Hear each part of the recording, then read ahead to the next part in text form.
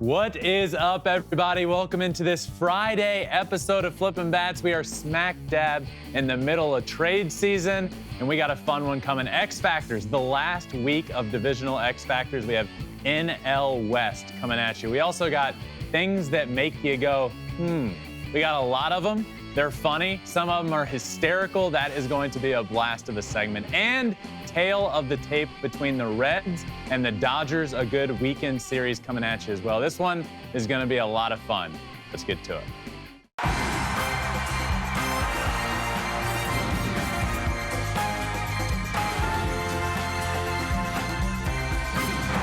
Fly ball onto the track, at the wall, it's gone! Home run! Turns on a ball, deep right field, and gone! What a game, what a moment.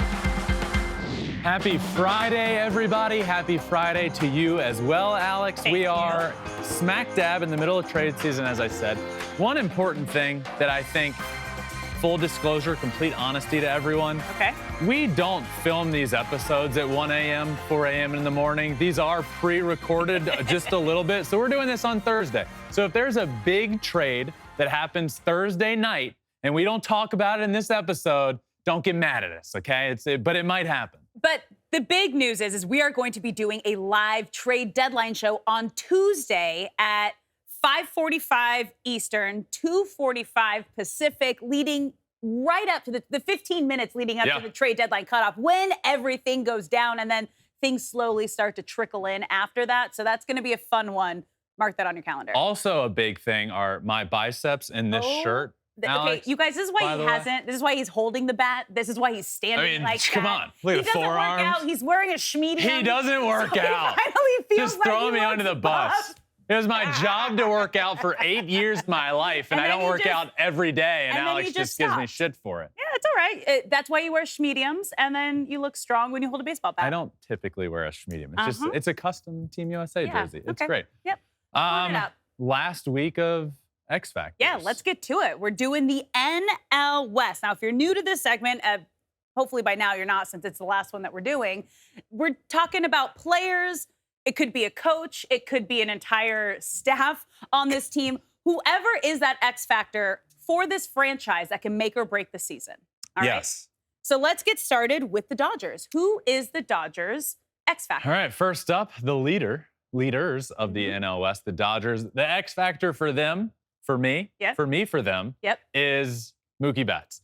He's kind of the ultimate X factor. You can play him in right field. He can win a Gold Glove. You can play him at second base. He can be a great second baseman.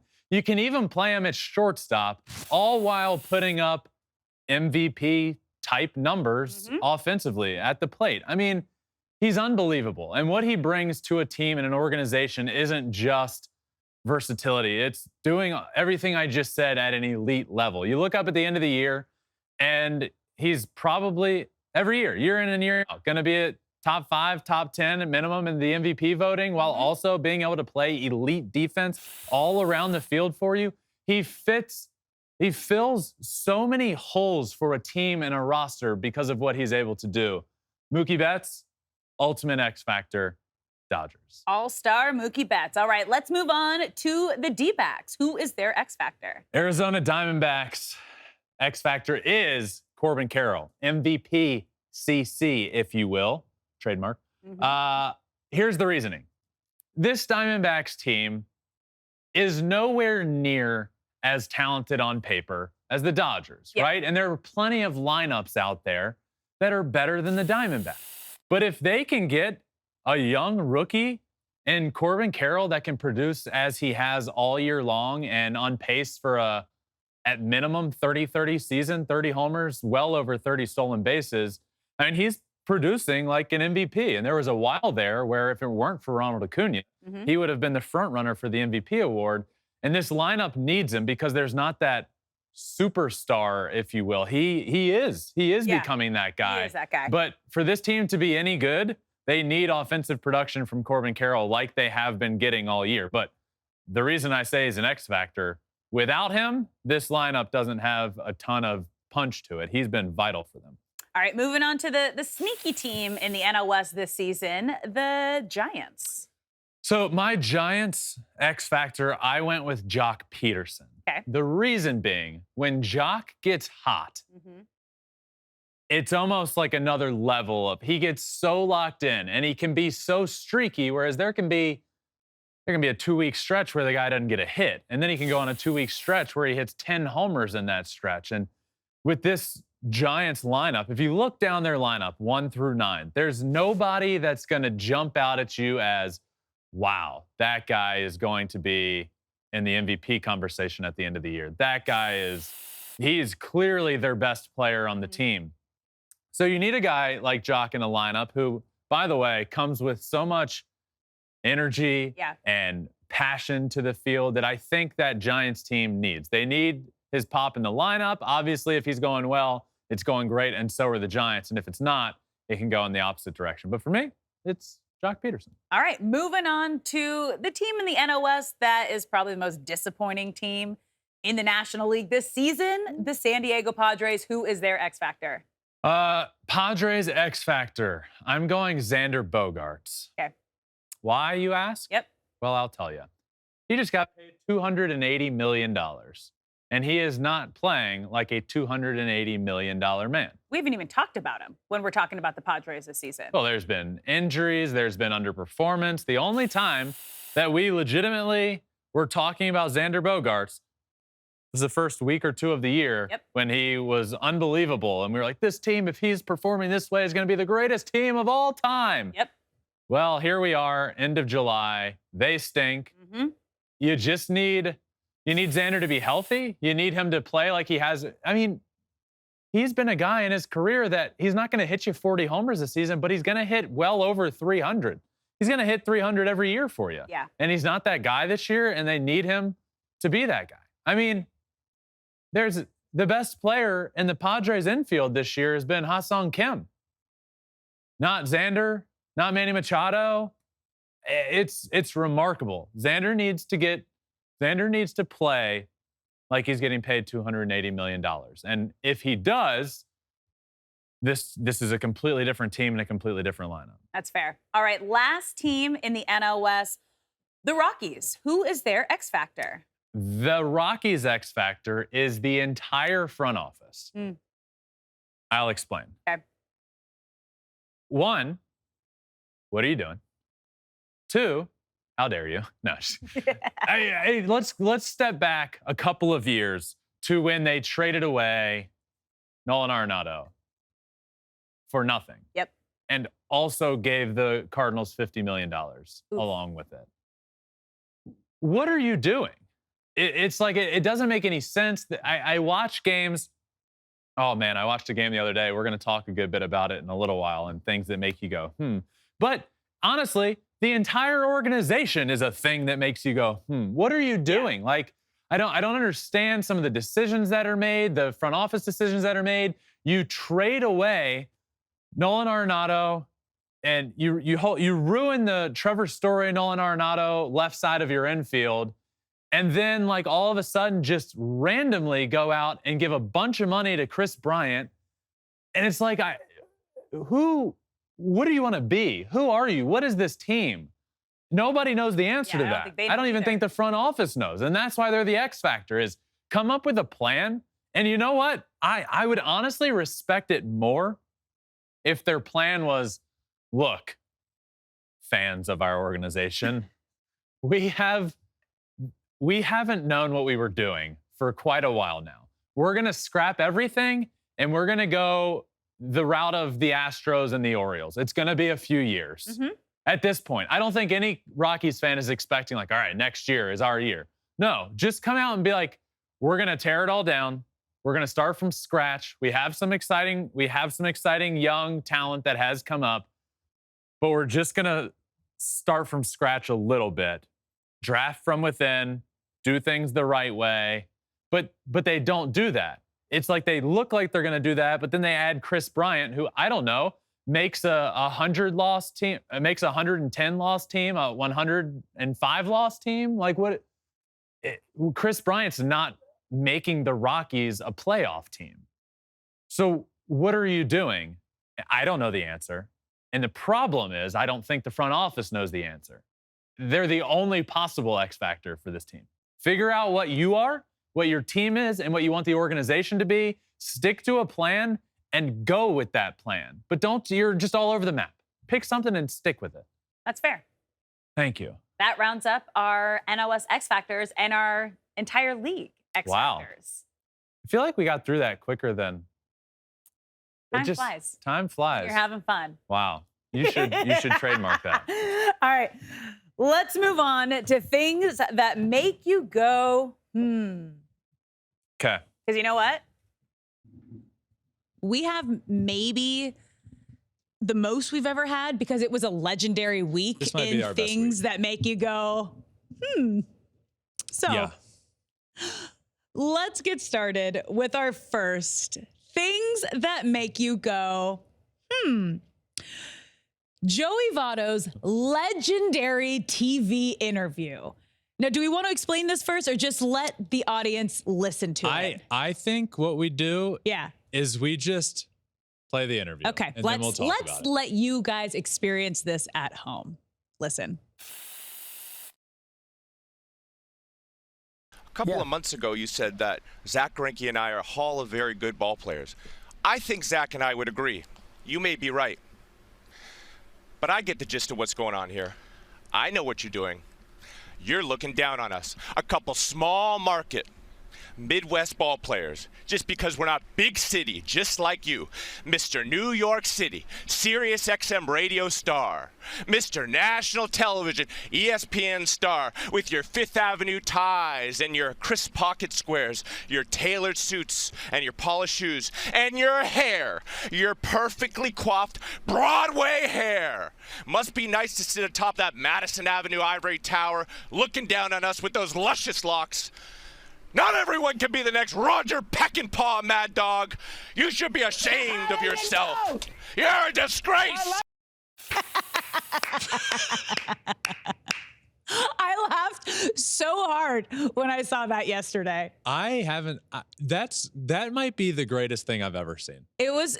I would put it on as the greatest baseball interview of all time. I sometimes get a little hyperbolic in the way I speak.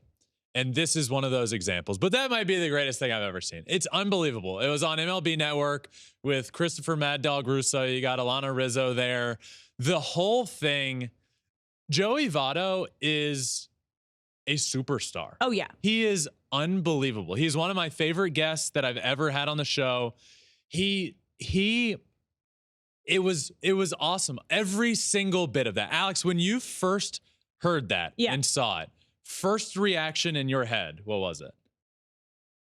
It's about damn time that a player talked to Mad Dog like that. I was like, there he is. And this is probably the one player that could do it, get a laugh out of him.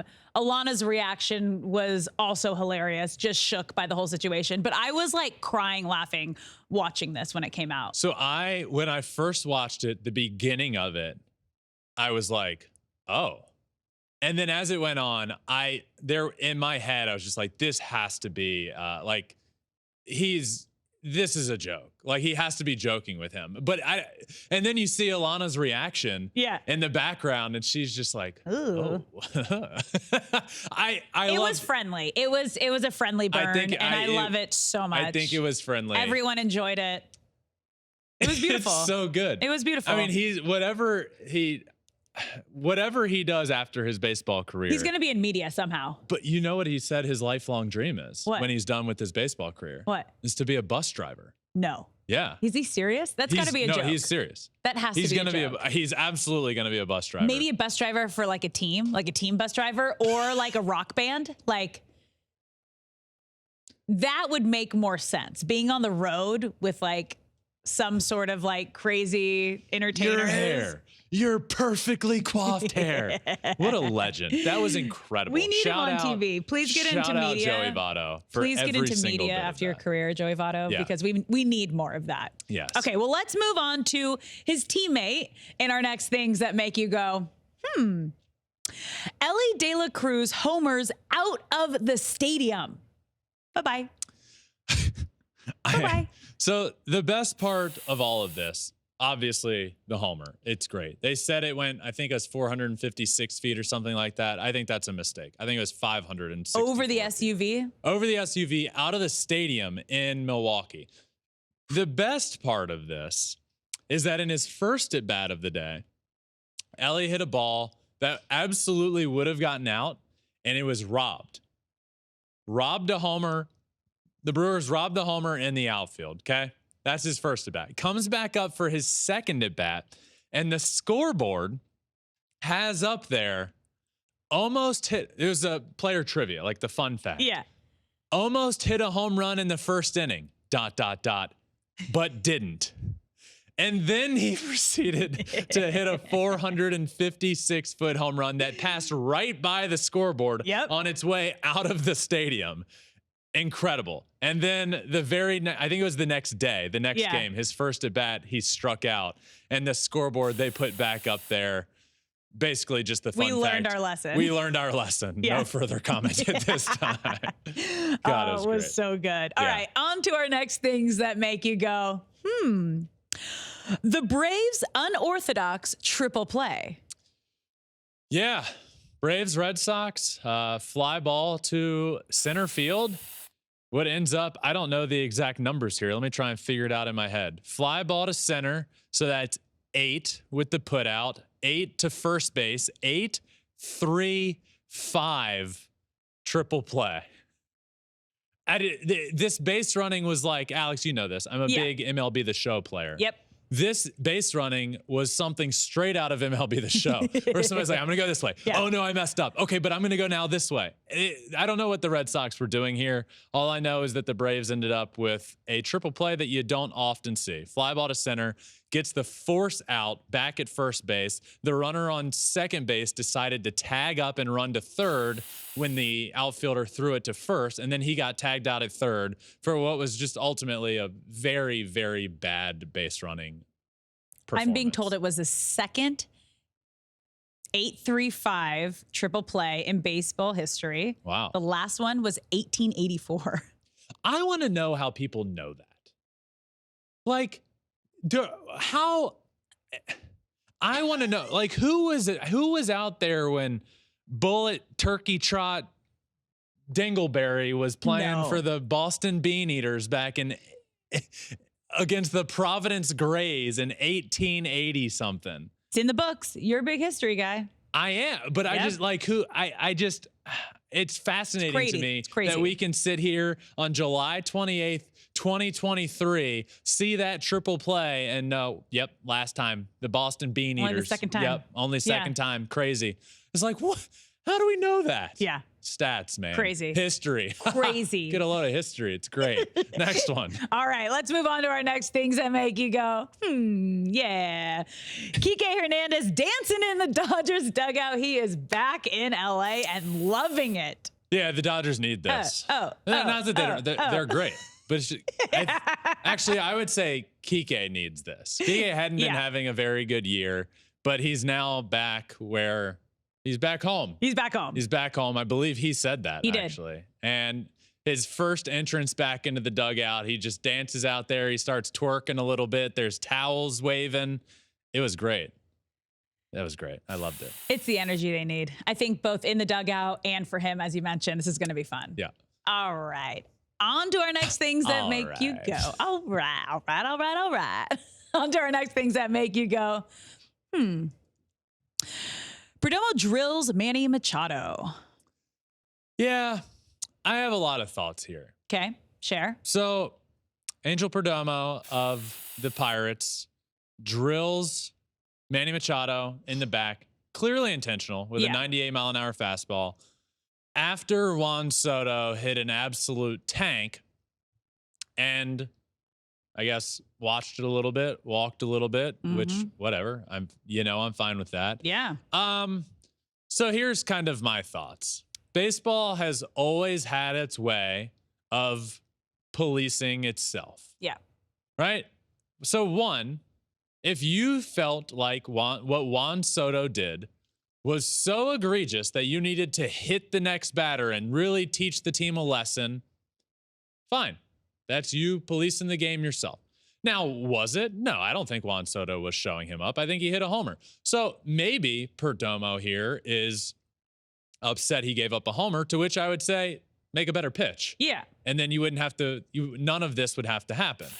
Now, what I also don't like is that he got suspended for this.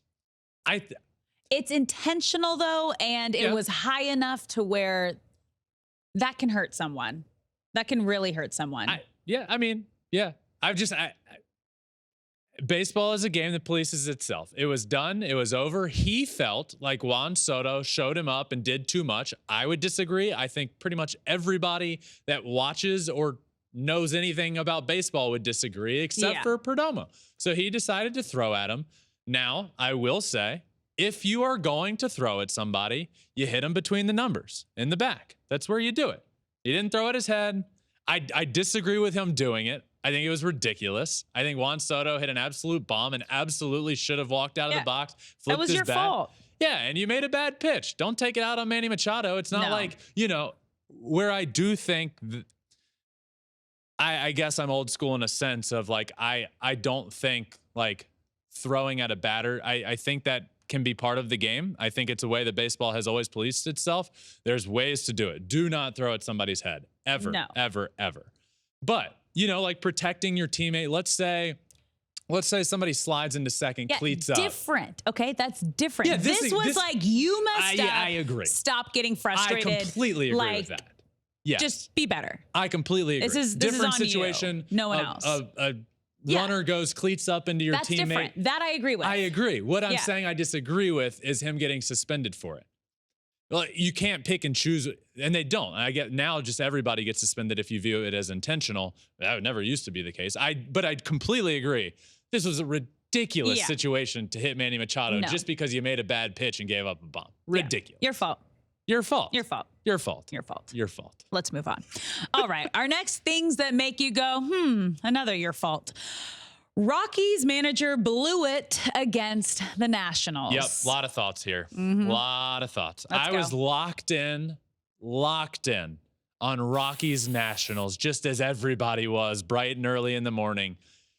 Bottom of the ninth comes along. Rockies have a 4-1 lead heading to the bottom of the ninth. In comes Daniel Bard, who, by the way, fun fact, Daniel Bard was the third best reliever in baseball last year. Also, a fact, Daniel Bard has gone through a very bad case of the yips in his career, and it's been quite the battle back from that. Then we saw him in the World Baseball Classic hitting Altuve, and the yips came back, and it was very bad. But he's back on the mound, and he clearly lost his command here. So let me just first read you my tweet at the end of that game. I know not a ton of people are locked in on the Rockies-Nationals game, but I'm shocked at what I just saw. Daniel Bard came in bottom of the ninth in a 4-1 game. The command was clearly a problem. Lots of walks and some hit by pitches there as well. Got a big out to make it 4-3 with second and third, 2 outs. All right, so just put yourself in that situation. Second and third, 2 outs in a 1-run ball game in the bottom of the ninth. With first base open, they decide to intentionally walk the batter. That's just preposterous to me when Bard was having the command issues that he was having. Ended up walking the next guy and thus walking in the tying run and getting pulled from the game. The next batter ended up walking it off. Rockies lose, Nationals win. So why would you? I can't fathom this. It doesn't make sense. It actually pisses me off. Why would you intentionally walk the bases loaded with a pitcher that is having command issues as bad as he was? It's ridiculous. There's not a world in which this is the right play. And I don't know if we're getting too caught up in like the analytics of it. Like, okay, this next guy's numbers are much worse against Bard. I don't care. This is why I think at some point, sometimes we get too far away from the field test in baseball and just having 2 eyeballs that are looking at the game saying, this guy can't throw a strike. Why would I put more pressure on him to throw strikes by literally not giving him any leeway? If you just let him face that next batter, all you need is an out and the game is over. Instead, you walk him and give him no wiggle room, and next thing you know, he walks that next guy, game's tied, and the next batter walks it off. It's ridiculous to me. I can't fathom it. It is dumb baseball. Dumb baseball. I'm with you. God, I was pissed off. Yeah, especially bottom of the ninth, that close of a game, as you mentioned, pitcher having command issues. There's so many situations as to why not to do it, when just one of them could have been the reason not to intentionally walk, to load the bases. It makes me so mad. 1-run game, 2 outs. Yeah, it's frustrating. It makes me mad for Daniel Bard, who clearly has gone through a lot in his career. Yeah. The incredible comeback after dealing with the yips, but it still comes out a little. We saw it in the World Baseball Classic. We saw it the other day. He completely lost his command. So as a guy that has gone through the yips in my lifetime, it eats you alive. It's very difficult. Why are you putting him in that situation? It's so frustrating. His stuff is good. Yeah. So odds are that guy's not going to get a hit. The odds said he's either going to walk that guy or get out of the game in the game. So why not let him pitch to that guy? If he walks him, take him out then. Then it's 4-3 with the bases loaded, and you have a new pitcher capable of ending the game. Everything was done completely backwards, and it's just more of what I said earlier in the show with the X factors. The front office doesn't know what they're doing. What is everybody doing? Yeah. What's everybody doing? Yeah. We need to move on because I could talk about this for hours. This one's fun. We're gonna have switching the vibe. fun. We're switching the vibe on our next things that make you go, yeah, okay. Anthony Rizzo changes his walk-up song to a Taylor Swift song and then goes 4 for 4. You know, Alex, sometimes you just need to change things up to help you get out of a slump. Sometimes you just need to shake it off. I want to be mad at you, but I really like that. And I wish I had thought about that. I like that a lot. Thank you. Yeah, Thank that you. was good. I'll be at her concert in a couple weeks. His quote about it, Taylor Swift, it's her summer, really. She's helping the economy in every city she goes to. She really is. So he decided to make her song his walkout song and ended up changing things Are you ready for it? I've told you this. That's actually a good one. Sometimes you just need to change things up. I told you the story about a teammate of mine that was in like an 0 for 20 stretch and showed up the next day in a pink thong. Yep. Okay. You just gotta change things up. Whatever it takes. Pink thong, Taylor Swift song. You know, you just gotta. Oh my God! Stop. Whatever you need to do. I love how many like professional athletes we've seen either going to Taylor Swift shows. Like we saw Aaron Rodgers at the one in New York. Yep. Travis Kelce just came out, the Chiefs tight end, Super Bowl champ, said that he tried to reach out to her and give her one of the friendship bracelets that he made with his number on it, but she declined the meetup. Like, everybody loves Taylor Swift. That's kind of her thing. The Travis Kelce one is fascinating because I feel like he definitely was like, this is going to be such a smooth move. Yep. I have a friendship bracelet. I'm gonna meet her and then I'm gonna give her my friendship bracelet. And it's gonna have my phone number on it. And she was just like, nah. But he did say, apparently, this might have just been him trying to make himself feel better about it. But he did say that she doesn't do that before. She has 3 hours of songs to sing and needs to save her voice. She doesn't do any meet before, which is fine. Which also, it might That's be fair. just to make him feel better about it. No, you get in the zone. I've seen it. Like I know. But it's just a great situation. It's a hilarious situation. Yeah.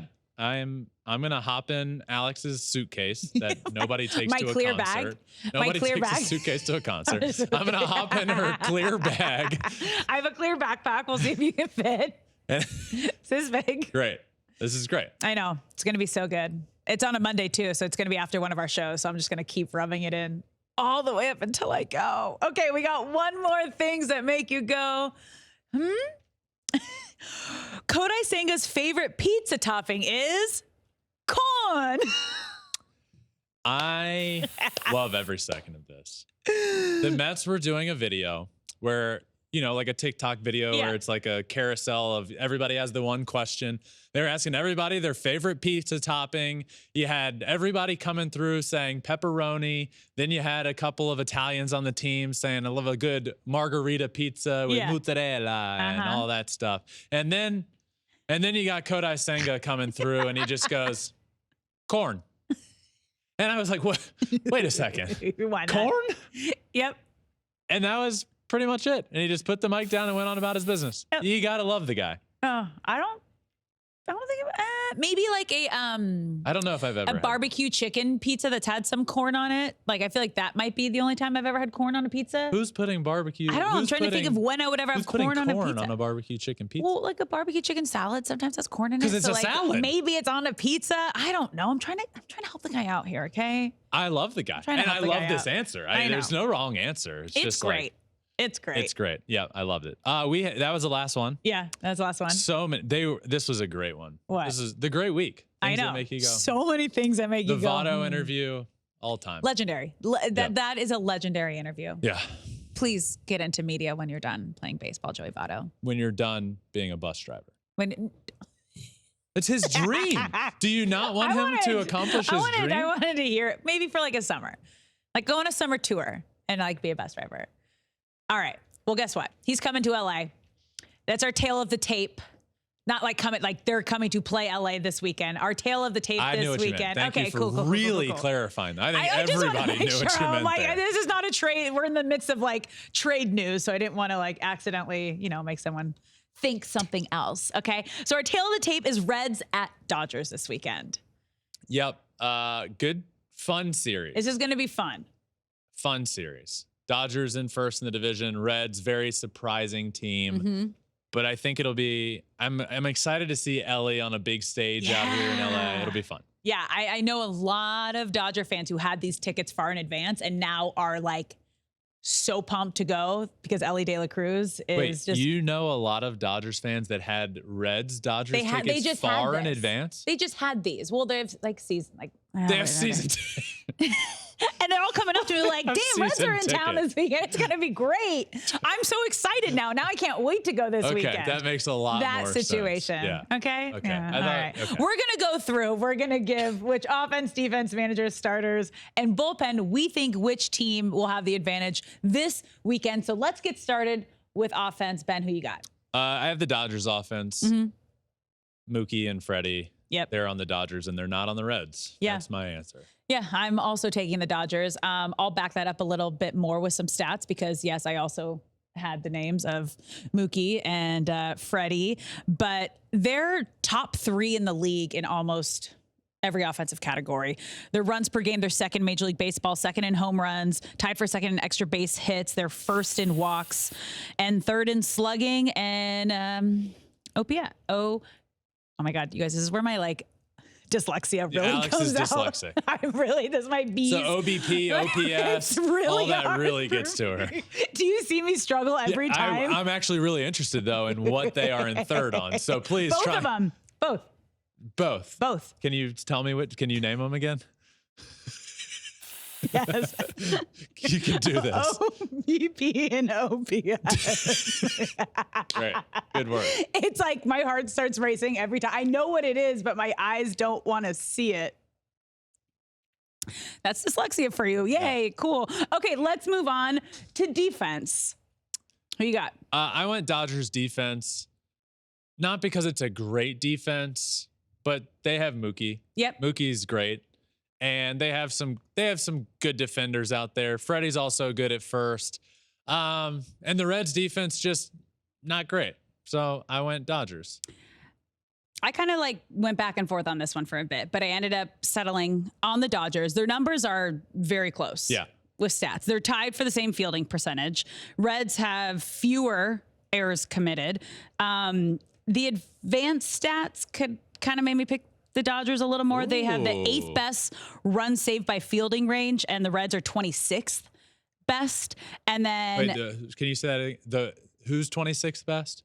Reds. The Reds are 26th. Reds best. And Dodgers are 8th best. Oh, yeah. So okay. that was kind of the big difference right there. I mean, the Reds have a better defensive rating, but not by much. They're 17th best. Dodgers are 23rd best. But it was kind of that was the. Yeah. It's close. My only thing was, I don't think either of these defenses are great. Yeah. Well, they're not. So then average. having a guy like Mookie swayed my decision. Yeah. You can play him at shortstop. You can play him at Anywhere. second. You can play him in right. You can play him in center. Anywhere. You can play him wherever you want. Oh. So I went Dodgers. I just thought of like green eggs and ham when you were saying that. You can eat them in a car. You can even in a bar. You can. Okay, we're just gonna keep going. Let's move on to managers. Is that past your time? No, I know. I know. Okay. All right, managers. Who you got? Dr. Seuss. Dr. Seuss. Thank you. I almost said Dr. Doolittle. Dr. Doolittle. Is it past your time over there? Good. Okay, managers. Who you taking? Manager, I went with Dave Roberts. World Series champ. Yep. Yeah. I know that was really hard for you. No, it wasn't. It's just he's proven he's taken a very good team to the playoffs every year, as they should. But yeah, I'm not. I would have liked to. Whatever. Yeah. Dodgers. I also took Dave Roberts and the Dodgers. As you mentioned, World Series champ. They've been first in the NL West 6 of his 7 years out here in LA, and they're one of the more dominant regular season teams. Yes, they could be a little better in the postseason, only having one World Series ring to show for it when you've been the best regular season team. But taking Dave Roberts. Let's move on to starters. Who you got? Starters, I'm also going Dodgers. And I think my answer would be different if Hunter Green and Nick Lodolo were healthy, and then you had a rotation of Lodolo, Green, Andrew Abbott. But they do not right now. And their rotation leaves a lot to the imagination on what could you possibly get at the trade deadline. Yeah. As of right now, it's nothing. And they need arms. So I don't love the Dodgers rotation either by any means. Julio looks to be pitching better. Tony Gonsolin got lit up the other night. There are big question marks. Neither of them are pitching this series. Yeah, why don't you just tell us the matchups? So I also took the Dodgers. Little bit of a toss-up on a couple of these, but I'm going to pick the home team. We have a lot of bad pitching. That's right, we do. Okay, so on Friday, Brandon Williamson and Bobby Miller. Taking Bobby Miller, okay. Right? What do you take? Bobby Miller. Okay, Saturday, Luke Weaver, Emmett Sheehan. Who you taking? Can you say it again? I didn't hear you. Luke Weaver. Okay. Emmett Sheehan. Yeah. Yeah. Toss up. Okay, that's a toss up. And then Sunday, Graham Ashcraft and Michael Grove. Who you taking? Give me Graham Ashcraft. Okay. So yeah, that was. I took. It's a toss up, but it's at home, so went Dodgers. Yeah. Okay, on to the bullpen. Bullpen, I went Reds because I really like Alexis Diaz. In the back end of that bullpen, and the Dodgers bullpen is a nightmare. Yep. The Reds bullpen has they have issues, but a closer is not one of them. I think Diaz there's an argument for him being there's an argument for him being the best closer in baseball right now, but he's definitely top 3 in baseball. So I went Reds. I also went Reds. Same reason for Diaz, but their numbers are better. They have a better ERA, tied for most saves in Major League Baseball, and they're 5th in Major League Baseball in inherited runners scored percentage, also better than the Dodgers. So there you have it. I'm going to take Dodgers to win. Yeah, I'm going to take Dodgers. Okay, so then we're all even though. We're all even. All right, but I do think it'll be fun. The Reds also have Ellie De La Cruz, and the Dodgers do not. So there's always that as well. Maybe Ellie can take over the game. But that does it for our tale of the tape. Alex, we just got a trade. Yes, we did. Carlos Santana is off to the Brew Crew. Milwaukee Brewers pick up a new bat. I like that. Do you like this? I'm just now thinking through this in my head. Immediate reaction is I like it. Big enough splash? No, they need more. I would still like to see them.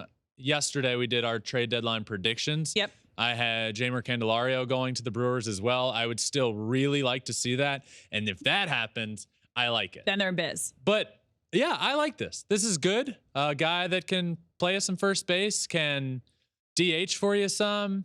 They just need offense. They needed more offense. Yeah. And this is this is a good pickup. Especially when you have the Reds right on your tail with one of the most exciting young players in the game right now who's just blasting hits. Yes. Yeah, you need some offense. So for the Brewers, in case when I told you earlier, you were wondering, I wonder what time of the day they record on Thursday for Friday's episode. Now you know, the trade just happened. Carlos Santana to the Brew Crew. And again, this is the end of this episode. If anything happens between now and you hearing this episode on Friday, don't get mad at us. Don't get mad at us. We will talk about it come Monday and then come Tuesday and then the live episode that Alex mentioned.